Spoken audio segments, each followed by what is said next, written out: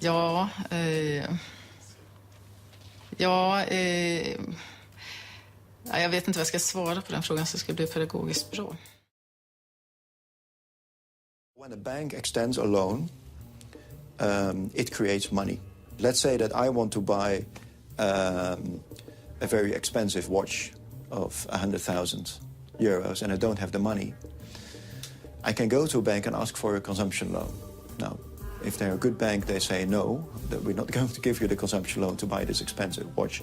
But if they do give me it, they don't give me a bag of money. They will just take my credit card, my passport, perhaps there will be something done on a computer keyboard, some signatures, that's it, right?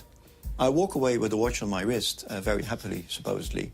Now, at this point, money has been created. This money didn't exist this morning when I got up and decided to buy the watch and take out a loan. That's new money, fresh money. That's how banks create money. Banks bring new money into the economy as they make out loans. To a layman, it sounds like, what is he talking about? He can't be serious that macroeconomists have been thinking about the macroeconomy without banks. But that is exactly what has been happening over the last 30 years. Anything to do with banks was fringe activity. Macroeconomists have traditionally thought about banks is as intermediaries, right? Basically, the banks sit there, they wait for deposits to arrive, and if they have enough deposits, they lend them out to somebody else. And that is completely wrong. This is the wrong model of banks, because what happens in reality is exactly the opposite. And I've done this, I'm a banker, I know that that's how it works, and you can read it on many central bank websites, that's how it works. Is that banks, when they decide the economy is good, we are optimistic, we are now making loans, they don't need to wait for any deposits, because when they make a loan, they create the deposit. Right there, banks create money out of thin air.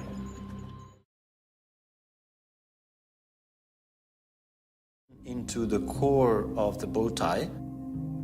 Stefano Battistone är komplexitetsforskare och tillhör dem som med nya metoder nu försöker undersöka den växande finanssektorns roll i världsekonomin.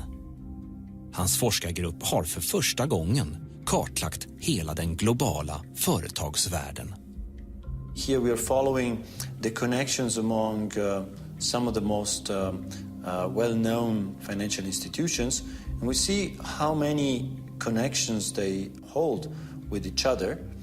Institutions like Barclays, Goldman Sachs, but Bank of America, Deutsche Bank, it's everybody. Right. Resultatet är slående.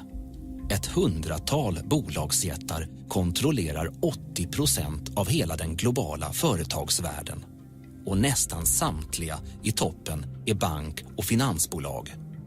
The most important financial institutions are in there, which is not surprising per se, but what is surprising is the level of interconnectedness that they have with each other. So injecting a disease in one of these nodes, you could imagine how fast it could spread out. The question that is raised by this result is whether having such a structure makes the global financial system more stable or more unstable.